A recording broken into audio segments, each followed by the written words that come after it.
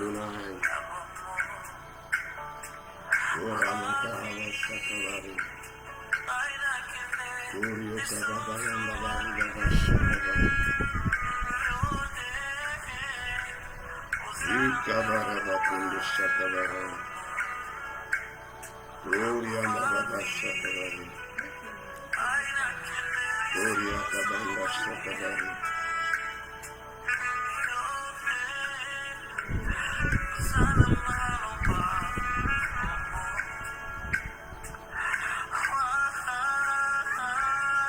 Oh, la gloire à la main de Dieu.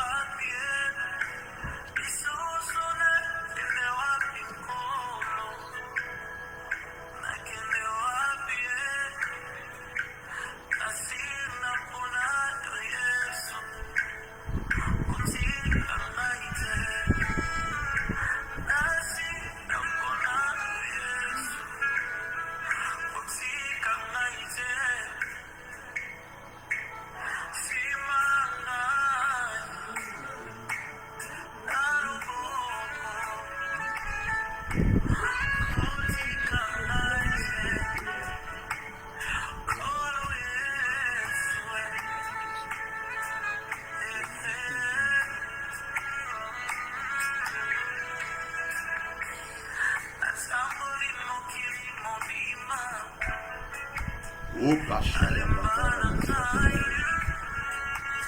Uri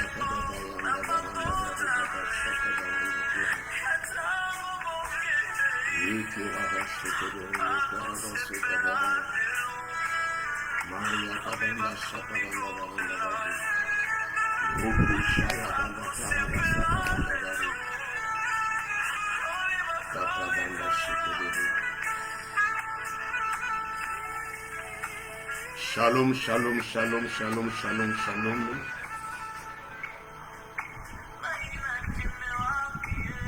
Shalom, shalom.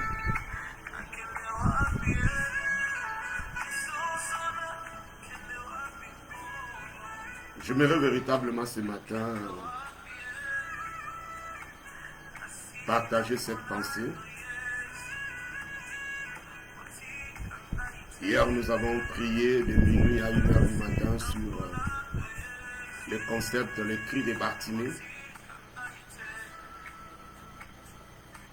Et j'aimerais véritablement ce matin partager une pensée que nous trouvons dans le livre de Jean. Qu'a dit Jésus? La grande question, c'est que qu'est-ce que Jésus t'a dit? Et nous allons nous inspirer sur un texte par rapport à la guérison qui avait eu lieu à la piscine de Bethesda. Nous allons voir à travers ce miracle, cette guérison miraculeuse, un principe qui est très important. Et surtout par le temps qui court, nous avons besoin de nous rappeler les paroles de Christ. Nous avons besoin de nous rappeler les paroles de notre Seigneur.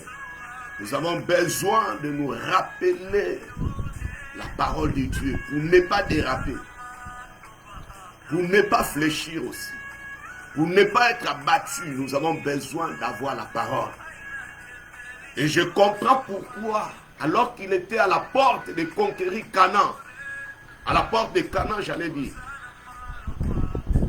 Dieu va parler à Josué en lui disant que ce livre de la loi ne s'éloigne point de ta bouche.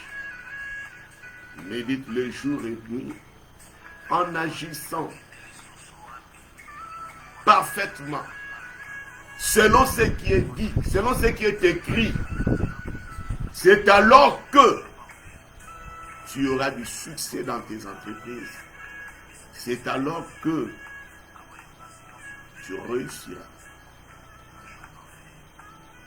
J'aimerais dire à quelqu'un ce matin, souviens-toi de la parole de Christ, de la parole du Maître, de la parole de notre Seigneur Jésus, face à la situation actuelle, que ce soit par rapport à l'Église, que ce soit par rapport à toi-même, par rapport aux défis. Nous avons besoin de nous souvenir chaque fois de la parole du Maître, de la parole de notre Seigneur. Lisons ces passages dans Jean chapitre 5.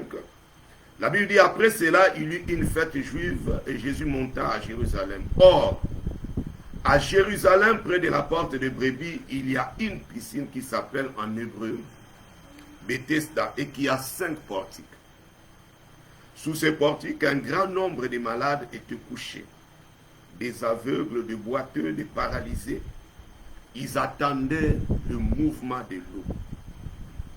Car un ange descendait de temps en temps dans la piscine et agitait l'eau. Et le premier qui descendait dans l'eau après qu'elle avait été agitée était guéri, quelle que soit sa maladie. Là se trouvait un homme infirme depuis 38 ans. Jésus le vit couché et sachant qu'il était malade depuis longtemps, il lui dit, « Veux-tu être guéri ?» L'infirme lui répondit, « Seigneur, je n'ai personne pour me plonger dans la piscine quand l'eau est agitée. Et pendant que j'y vais, un autre descend avant moi. Lève-toi, lui dit Jésus, prends ton brancard et marche. Prends ton lit, comme disent d'autres versions, et marche. Aussitôt cet homme fut guéri, il prit son lit et se mit à marcher.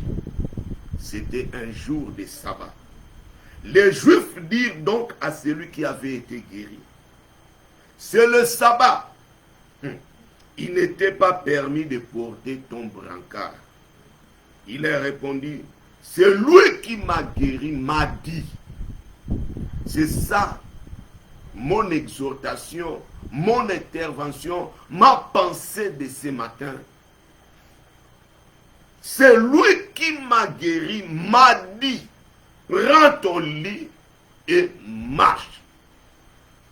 Bien aimé, très important, le verset 10 c'est le verset 11. Le verset 10 nous souligne ceci. C'était un jour de sabbat. Les Juifs dirent donc à celui qui avait été guéri, c'est le sabbat. Il n'était pas permis de porter ton lit.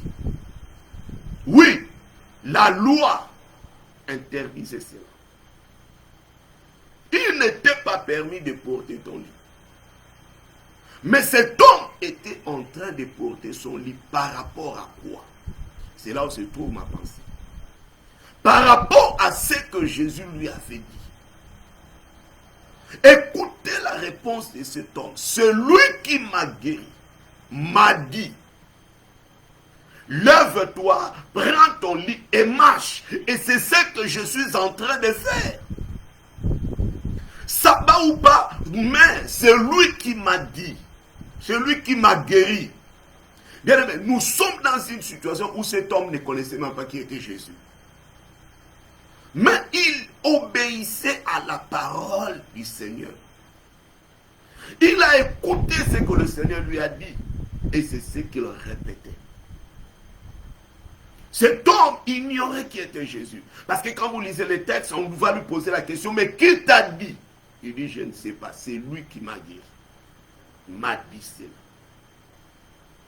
Et nous allons voir par après que quand Jésus va se présenter à lui, c'est alors qu'il réalisera que c'était Jésus-Christ. Je pose une question. Que t'a dit Jésus par rapport à la situation? Par rapport au défi que tu es en train de relever, le défi qui t'est lancé, la situation que tu traverses. Nous avons besoin de nous rappeler, de nous souvenir. Nous avons besoin de nous accrocher. Parce qu'il y avait une loi, il y avait le sabbat qui était là. Au temps de la loi, vous savez que le signe de la loi était le respect du sabbat. Comme chaque alliance avait un signe. L'alliance d'Abraham avait pour signe la circoncision. Mais l'alliance mosaïque avait pour signe le respect du sabbat. Donc les Juifs veillaient par rapport à cela. J'aimerais dire à quelqu'un, vous pouvez vous retrouver dans une situation où il y a une loi qui vous interdit, où il y a une loi qui vous dit, ce n'est pas permis. Il ne t'est pas permis de te marier. Il ne t'est pas permis d'avoir des enfants. Parce que quelque part, des gens se sont retrouvés, ils ont dit que dans cette famille, personne n'aura des enfants. Dans cette famille, personne n'aura un mariage. Personne ne réussira. Personne n'aura du succès. Personne ne sera cadre. Ce sont des lois. Et beaucoup sont victimes de ces lois. Mais je m'adresse à toi. Alors que tu as accepté Jésus comme Seigneur et Sauveur, qu'est-ce que tu considères? Qu'est-ce que tu considères? Parce que ces gardiens de la loi, voyez, les Juifs, les pharisiens étaient là. Ils veillaient sur la loi. Afin que personne ne puisse l'enfreindre. Afin que personne ne puisse aller à côté de la loi. Et vous trouvez des personnes qui sont victimes effectivement dans leur vie de ce genre de situations.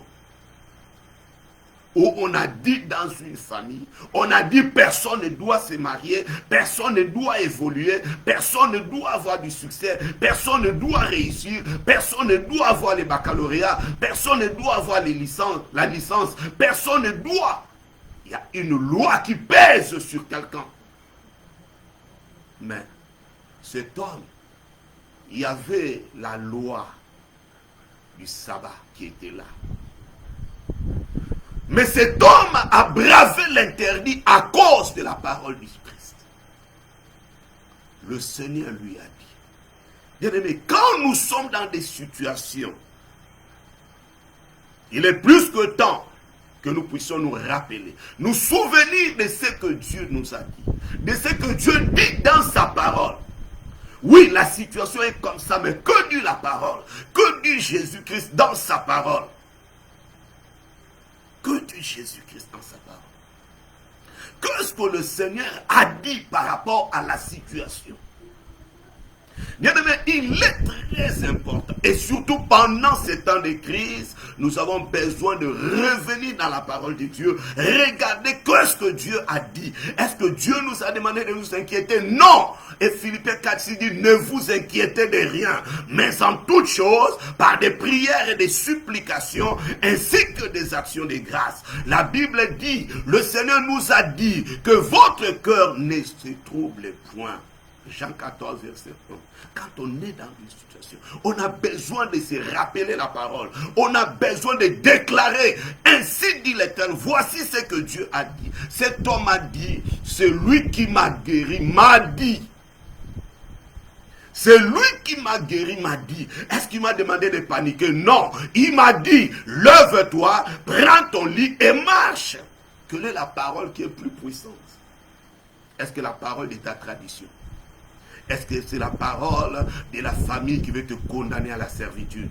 Est-ce que c'est la parole de la famille qui veut te condamner à la mendicité? Est-ce que c'est la parole de ceux-là qui sont là, qui ont dit que toi, tu ne feras pas d'enfant, qui veulent te condamner à la stérilité?